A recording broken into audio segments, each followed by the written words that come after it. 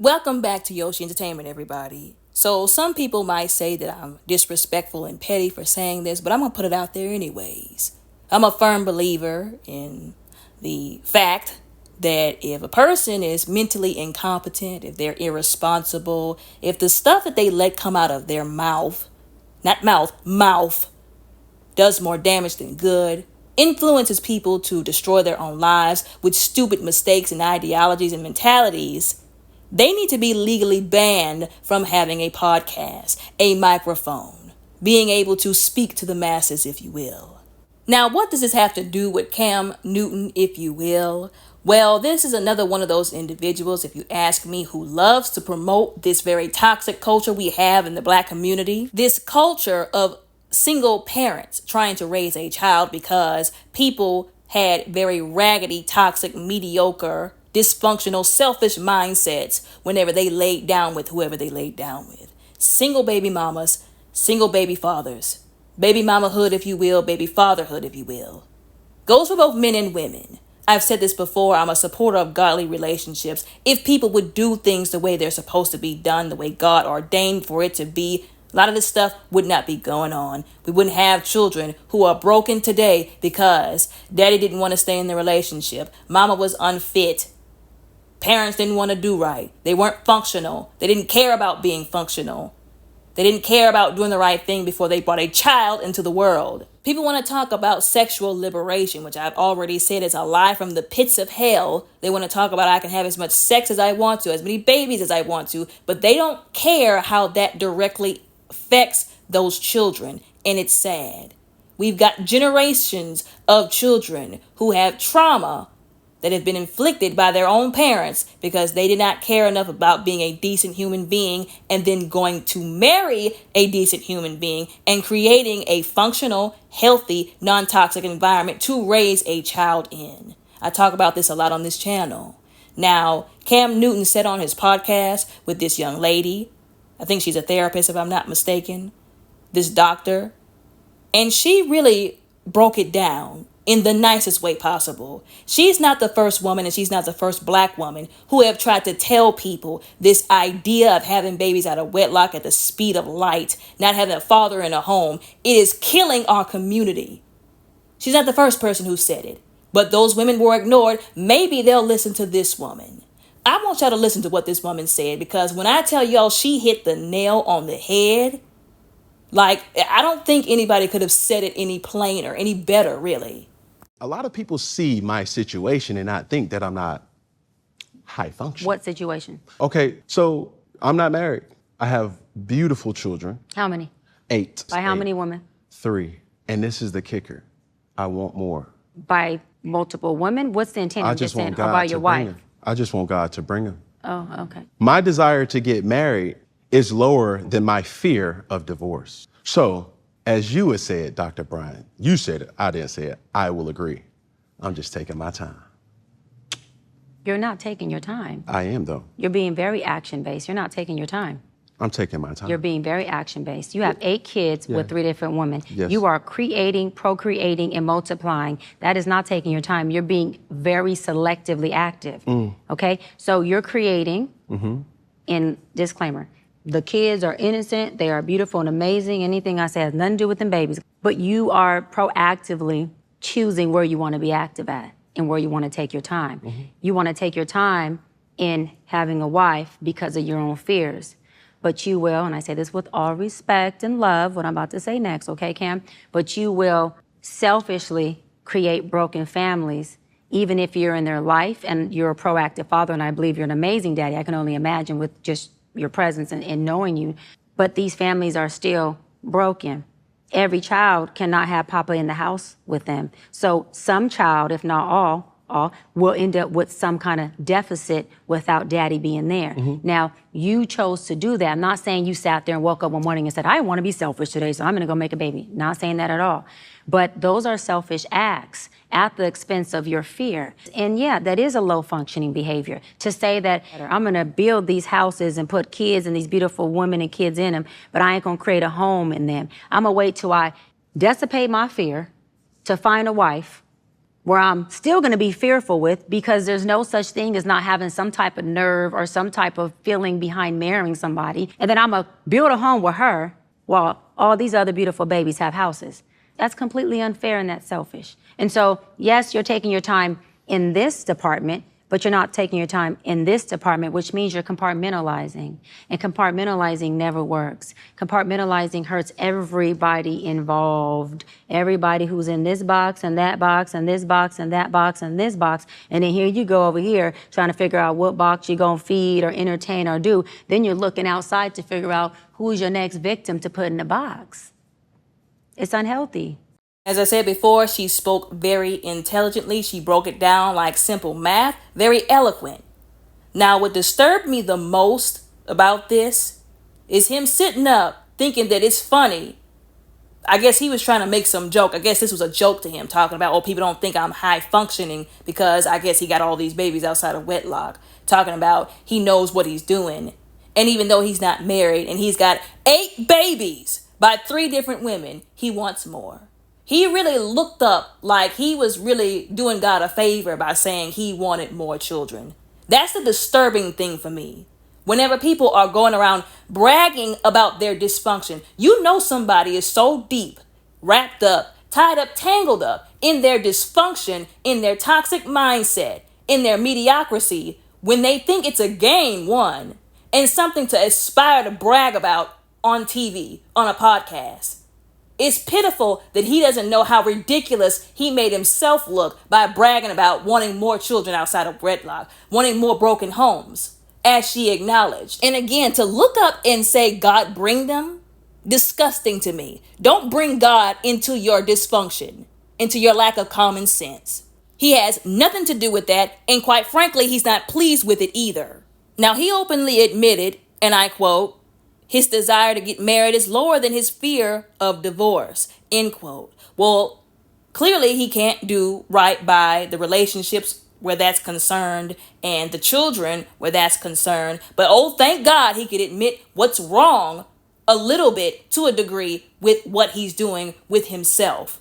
His mistake in this scenario. And I'm not by any means or by any way excusing the women, because they could have kept their legs closed just like he could have stopped impregnating them. It's a two-way street. I said before, what's good for the goose is what's good for the gander. Although the reason why we're talking about him, we're addressing him, and we're holding him to the accountability is because it's what came out of his mouth. He was the one who got on the podcast and said what he said. And because he's the man in the situation, whether people want to accept this or not, he is held to a higher standard of accountability and responsibility. Like, I don't understand why people want to coddle men like him and make it seem like they can't control themselves. You don't have to spread your seed everywhere. You have control of that. You don't have to impregnate women. You have control of that. Now, he tried to say, oh, I'm taking my time. But she corrected him in saying, no, you're being very action-based. And I quote, you are proactively choosing where you want to be active and where you want to take your time. You want to take your time in having a wife because of your own fears, but you will selfishly create broken families, even if you are in their life, end quote. Once again, with this toxic, dysfunctional, disgusting culture that we have in the Black community of having all these children with different people, it does not matter if you show up for maybe one birthday party or a graduation, or you stop by and say, hey. You cannot physically be in every single one of those households normally, regularly, with those individual children. Again, especially if you have them for multiple women. And the whole thing with, oh, well, maybe they're doing like polygamy. Again, like, tell me that so many Black people are illiterate without telling me, because in order for that to actually work, the guy would actually have had to marry those women and have them all under the same house and be taking care of all of them and being with all of those children. Obviously, we can see that that's not happening. People are not doing that. They're just doing the sex in multiple partners and having children with those multiple partners part.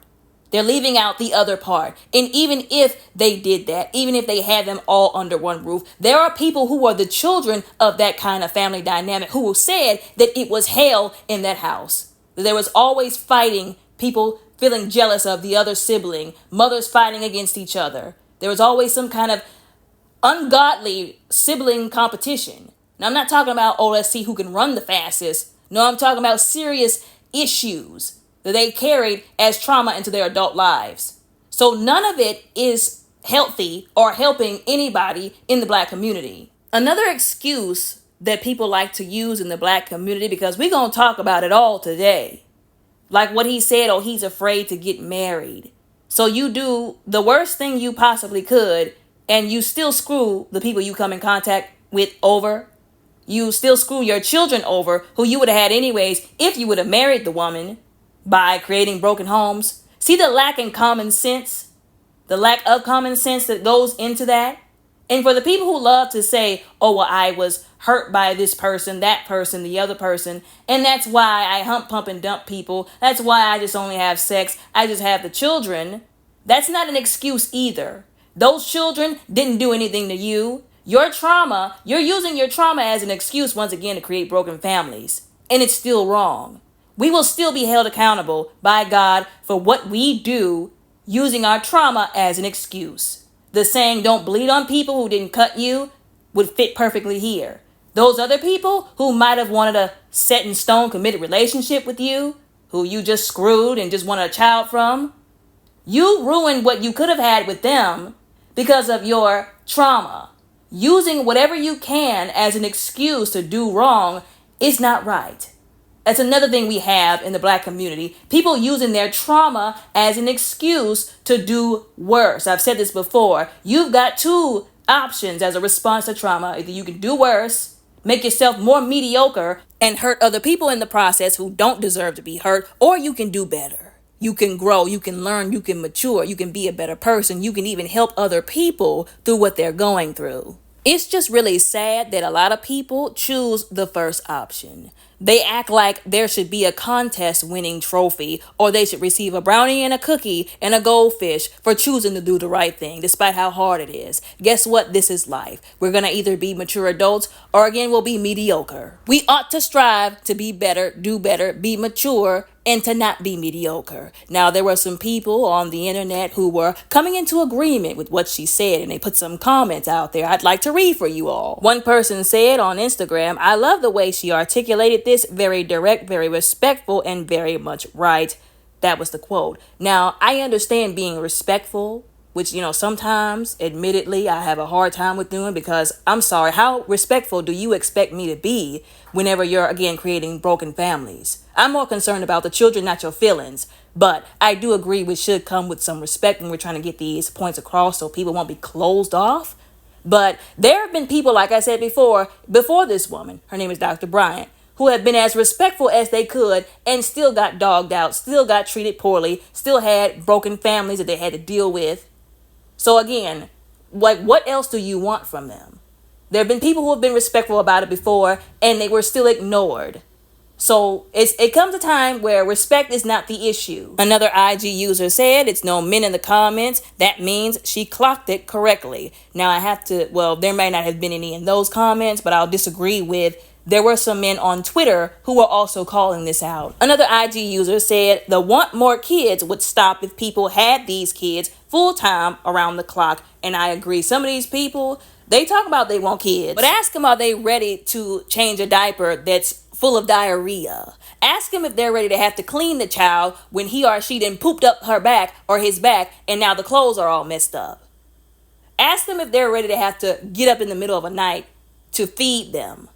Ask them if they're ready to have to sit in an emergency room packed with people when the child gets sick, but they want more kids. No, they want more broken families. They're operating out of their toxic mindsets. They don't actually want these children with the right motives. Another Instagram user wrote, call me crazy, but I'd rather get married than have 8 kids by 3 different people. You can call me crazy too, because I would prefer that over 8 kids with 3 different men. Anybody else with a functional mindset would also say the same. Another IG user posted, all I'ma say is thank God for Russell Wilson and Steph Curry, cause ain't no way. And I agree with that as well. And they use those two as an example because they are athletes who seem to have it understood, who seem to have a functional mindset. And I said seem because I don't know them men from the Apostle Paul. I don't know them like that personally. But from what it looks like, they appreciate marriage. Marriage first, then the babies. They're doing things the way it's supposed to be done, which is why you don't see them all over the internet saying toxic, goofy mess like Cam Newton. Another Instagram user posted something that I was actually thinking while she was confronting him about this goofy behind mess. Did y'all put Nick Cannon on speaker, is what they said. Because he's another one out here doing stuff like this. He's not the only other one. There's some other ones. But he's one of the main people who's very vocal in public about what he's doing. And people love to excuse him by saying, oh, he can do whatever he wants to. Again, they're basically saying, screw the kids. That's what I hear when people say, oh, he can do what he wants to, when he's not taking these children and the broken families that they're being raised in into consideration. I told y'all before, I don't play when it comes to these kids. I don't care about anybody's feelings except for these kids. Point blank, period. That's just how I am. And again, before anybody tries to make any more excuses for him, if he really cared about those kids, if he really thought about those women, anything more than sex objects to have kids with, he would have respected one of them by marrying them and told the rest of them, okay, goodbye now, it was nice knowing you, and made sure that those children came up in the same household. That's how I know why he's having all these children, the motives that he has behind it. It's not godly. It's not right at all. Now, the young man who I was talking about from Twitter, this is the young man that I was talking about from Twitter, and I quote, he says, I don't know this woman, but she has my respect and admiration. I'm glad she gently rebuked Cam Newton in his face for boasting about having 8 children with 3 baby mamas. We need to stop normalizing broken homes, end quote, and I agree. Another person on Twitter said, and I quote, he says it in the tone of a religious cult leader that is fathering children to worship him, end quote. And that is kind of like the vibes, as I said before, I don't really like using that word, but it is the vibes that I got from him, especially when he looked up and was like, God send them. Like, that was so disturbing to me, like almost borderline blasphemous, if you ask me. Like, that was absolutely disrespectful, for real. Another Twitter user, or ex-user, said this woman destroys Cam's pompous, selfish behavior. He exemplifies what is wrong with many men today. Children need and deserve homes. They deserve married parents, a mother and a father who are husband and wife. They need that stability, not just some guy who shows up occasionally to give them a hug or presents. Cam and many others are in desperate need of this education. They are a huge part of the decline of society today, the breakdown of the home. And that's the end of the quote, ladies and gentlemen. And I agree with what he said, with the added thing that I've always said, it takes more than just a father and a mother in a home, them being married. Because some people will, add the fact that, well, just because they came up in a 2-parent household, don't mean that they are still gonna, be functional, non-toxic, because you got some married couples that are abusive, morbidly dysfunctional, and they raise their children to be so as well. So it's more than just a married couple. A father, like I said, a mother in the home. They have to be a godly father and mother. It has to be a godly relationship, a godly married relationship where there are 2 people who are functionally minded, they are stable minded, they're intelligent, wise. They have to have financial stability, literacy. They don't have to be rich, but they got to have money to be able to take care of the kids reasonably. They've got to be sane. They've got to be capable of raising a child in a peaceful, non-toxic, functional household environment together. And they have to be doing this together. And also teaching these children how to have a relationship with God. Don't think I'm going to forget about that. I'm going to always be a promoter of having God in relationships, the center of relationships. As I've said before, people want to do everything, including relationships, every which way instead of the way it's supposed to be done, and then want to wonder why things don't work out for them. Wonder why they're still living in fear, trauma, dysfunction, toxicness, wondering why their children hate them, wondering why their relationships are all in the trash, wondering why people don't want anything to do with them. Anyways, there was this person on Twitter who made this statement, And I quote, yeah, but Cam can afford it. All 8 are in private schools, end quote. And the reason why I wanted to include this is because there will always be these people who co-sign this kind of tomfoolery simply because the person is a celebrity, they're rich, they have the money to be able to have a bunch of children. Once again, it goes beyond having money. I can guarantee you those children need his presence more than they need his money. Yes, you do need to have a reasonable salary. You need to be making a reasonable amount of money to be able to raise a child so you're not raising the child in poverty. Although, that doesn't mean we go to the extreme and we just say, well, he can afford to have 1,000 kids who he can't possibly be there for, give attention that they need, affection, care. No, absolutely not. And the fact that people will use that as an excuse to justify, again, fatherlessness in the homes is disgusting to me. But the people on Twitter, they were rightfully calling it out and they were not here for it. One person who responded to that tweet said, and I quote, going to a private school is not a replacement for a fatherless home. The more important thing a man can provide for his family is his physical and emotional presence in the home. Cam is a narcissist. And I agree with this man. Now, I think he meant to say not a replacement for a father in the home, but we all know what he meant. Let's not play any games. We all know exactly what he meant and what he was trying to say. Once again, I completely agree with him. Now, that original commenter tried to rebuttal, if you will, and I call it the Nick Cannon excuse because they tried this with Nick Cannon as well. He says, and I quote, it's not a fatherless home, Anthony. Cam is likely extremely present, always a FaceTime and a quick plane trip away, or in Atlanta. The man is a multi-millionaire, 6'5" kind of statuesque type of human being. He's allowed to hit a couple of broads and take care of his kids. He isn't contributing in the slightest to the fatherless home, end quote. A very ignorant, very detached, if you will, statement to make. Another person corrected him by saying, and I quote, it is a fatherless home for much of the time that can affect the child negatively. Money is not what kids want. They want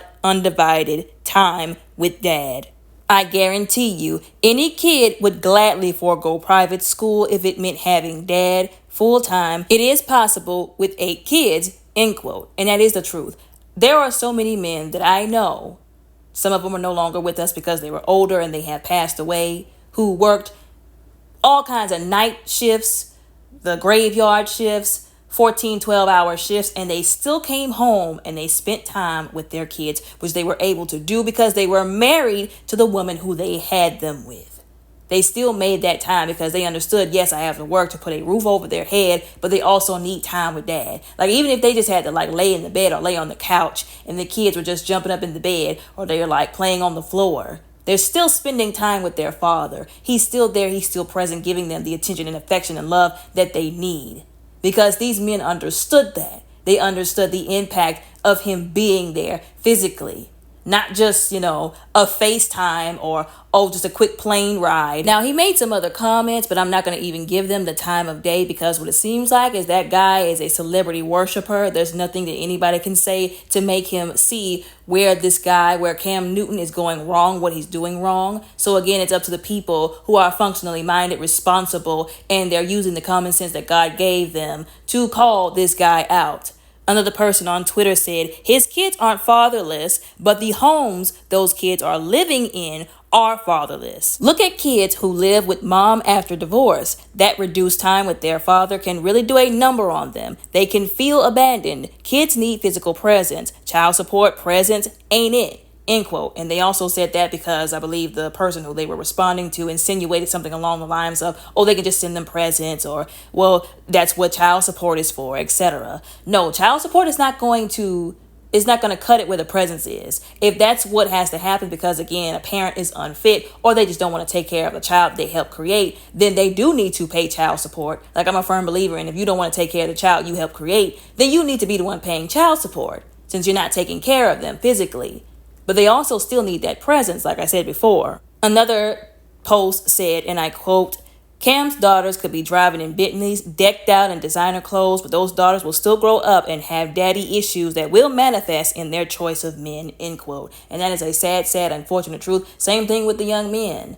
Like, they will learn how to not treat people right or how to not be treated right based upon how their father treats their mother or whether or not he's even there. It makes a very large impact on how these children grow up and how they go on to treat other people. Even though, like I said before, here at Yoshi Entertainment, we are always standing against treating people poorly because you were treated poorly. You do not hurt people because you are traumatized. You don't use your trauma as an excuse to do worse, to do people bad, to screw people over. Although what you got to understand is these children coming up, they will be lost if they don't have somebody to help guide them. The father was the one who was supposed to be helping to guide them. And another unfortunate truth about the young women who grow up to have father issues because of stuff like that, they'll go out and end up with the same kind of guy that their father was. And then whenever she gets hurt, whenever she gets thrown under the bus, society will call her stupid and drag her for filth instead of talking about the guy that did it to her and the father who failed to be there with intention